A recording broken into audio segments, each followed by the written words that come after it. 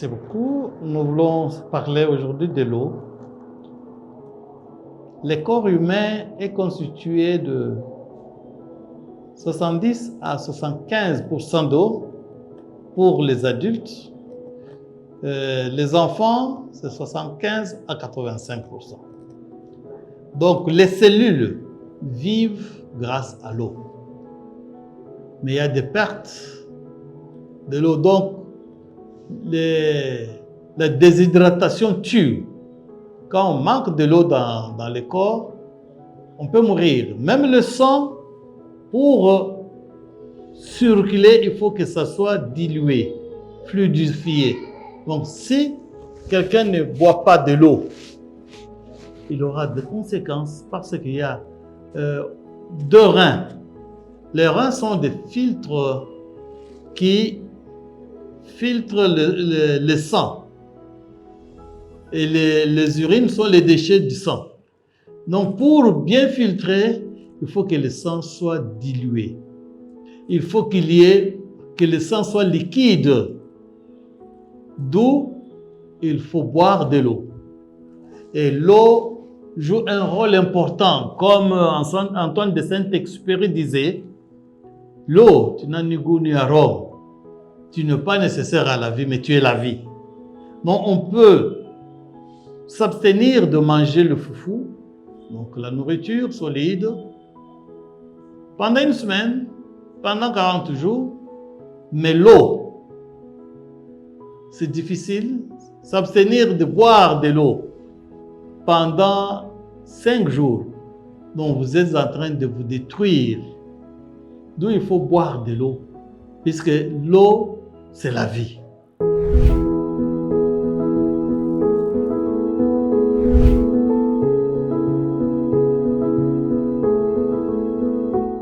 L'eau est très importante. Je vois des gens qui ont l'habitude de prendre de sucré, de bière et ainsi de suite. Rien ne peut remplacer l'eau. De toutes ces boissons-là, l'eau, c'est un don précieux que Dieu nous a donné.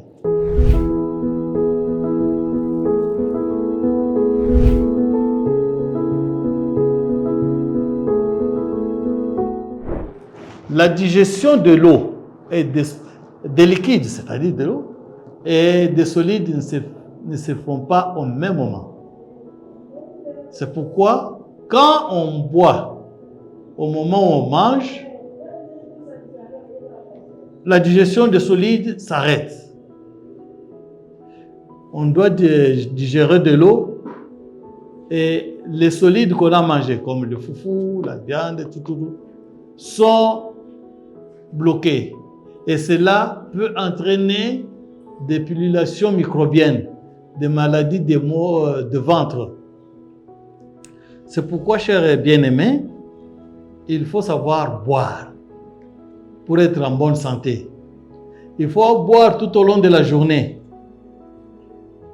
Mais 30 minutes avant de manger, 1 heure à 2 heures après avoir mangé.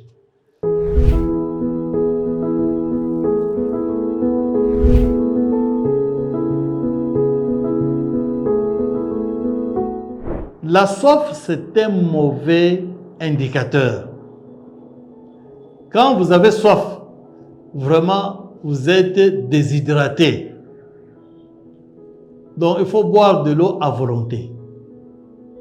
Et quand on boit de l'eau à volonté, cela nous préserve de beaucoup de maladies. Et l'eau, c'est un catalyseur. Il doit purifier nos organes. Mais si on ne boit pas, on est condamné. Les toxiques ne seront pas éliminés. C'est pourquoi nous avons un indicateur qui nous aide pour savoir que nous sommes déshydratés ou pas. Ce sont les urines.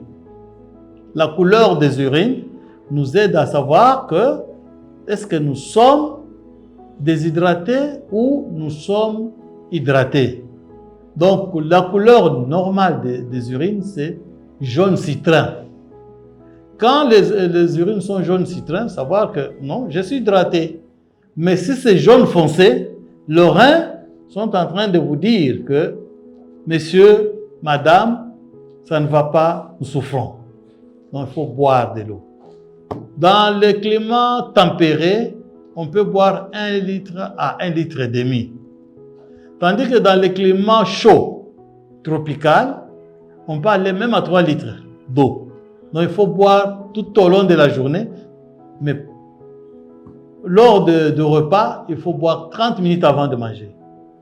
Et on peut boire beaucoup d'eau tout au long de la journée, mais le soir, pour éviter de sortir la nuit, interrompre le sommeil, il serait mieux de ne pas boire, mais boire au moins, il est conseillé de prendre même un verre bambou d'eau avant de dormir. Cela nous aide à nous préserver des surprises de l'hypertension, des AVC la nuit.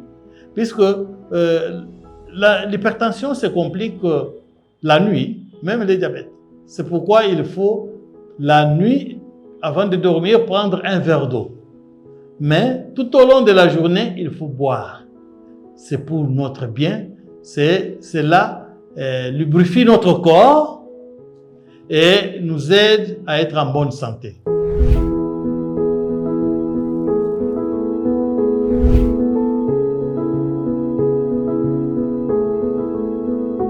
Si on urine beaucoup sans avoir bu, ça c'est un... On vous annonce un message qu'il y a quelque chose qui ne va pas. Quand on boit beaucoup, on doit uriner beaucoup. Mais si on boit peu, on urine beaucoup, c'est mauvais. Et puis de deux, les personnes âgées de 50 au-delà de 60, les hommes, quand ils urinent beaucoup la nuit, c'est un message aussi que la prostate a augmenté de volume.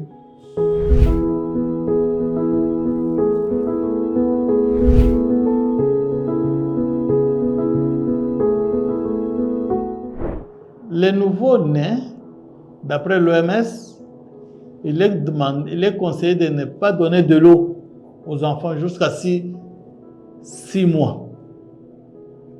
C'est la maman qui doit boire beaucoup pour hydrater les enfants.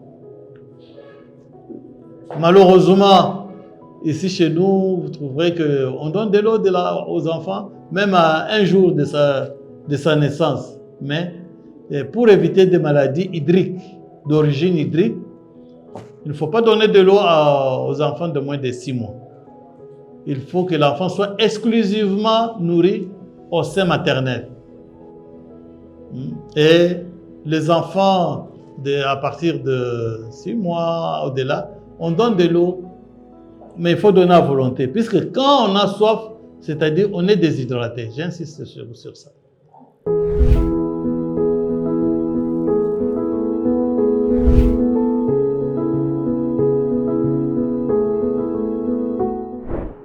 L'eau, l'usage externe de l'eau.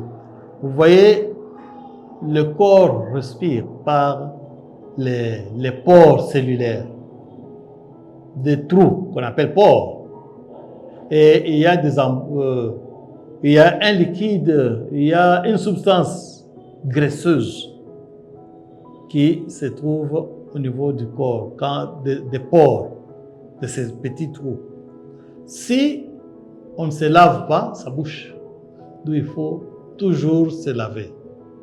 Il faut toujours laver le corps au savon pour déboucher et pour que l'air pur puisse passer par les pores.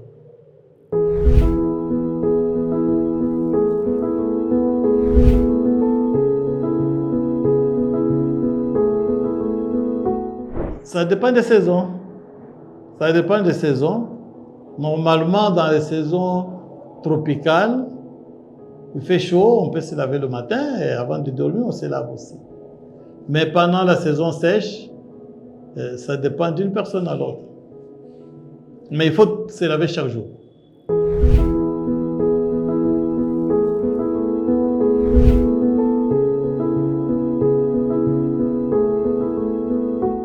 Il y a quelque chose de plus important que j'avais oublié de dire. C'est l'eau froide. C'est un tueur. l'organisme est habitué à une température ambiante. Mais quand on prend de l'eau froide, on est en train de créer une vasoconstriction qui peut amener même à l'arrêt cardiaque. Quand on prend de l'eau froide, ça arrête toutes les réactions biochimiques qui se font dans le corps. Donc, ce n'est pas seulement l'eau froide. Tout ce qui est froid, ce n'est pas bon. Tout ce qui est froid n'est pas bon. Donc, il faut prendre de l'eau chaude. Si vous prenez de l'eau chaude, vous êtes en train de stimuler votre corps pour mieux fonctionner. Ou de l'eau à la température ambiante. Donc, c'est du moins ça. Et il ne faut pas prendre de boissons fraîches. Quand vous prenez, vous sentez très bien au niveau du cœur, ça descend, vous sentez très bien. Mais au niveau biochimique, vous êtes en train de rendre un mauvais service à votre organisme.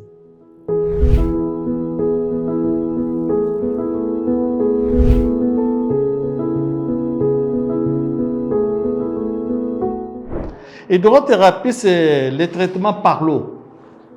On utilise de l'eau, on fait une alternance, l'eau chaude ou l'eau froide. Et cela stimule les cellules et les anticorps pour guérir, attaquer la place qui est malade.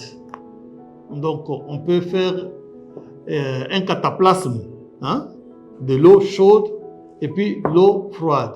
Et ça soulage.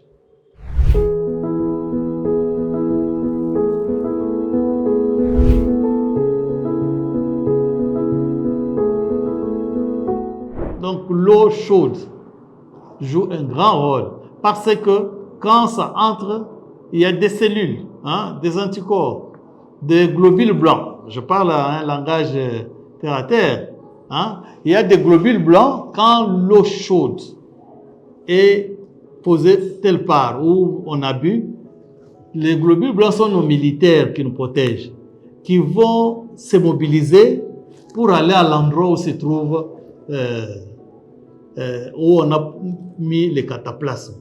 Et ça guérit, ça attaque les microbes là, puisqu'il y a beaucoup de maladies que nous ne connaissons pas, que le corps seul combat grâce aux globules blancs. Maintenant, avec de l'eau chaude, ça joue ce rôle. Donc, on peut faire une alternance, l'eau chaude, l'eau froide, l'eau chaude, et ça guérit le rhumatisme.